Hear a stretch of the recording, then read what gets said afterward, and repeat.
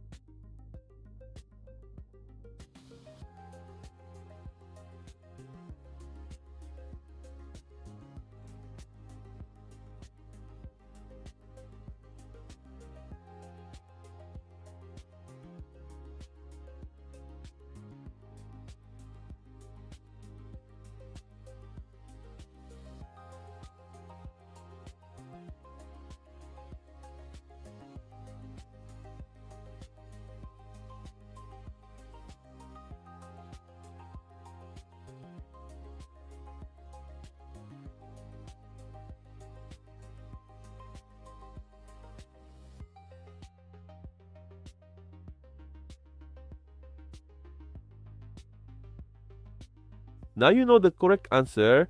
If you got it right, comment below. If you got it wrong, don't worry. This type of expression tricks many people. Leave your like and subscribe to the channel and follow the upcoming challenges. See you in the next video.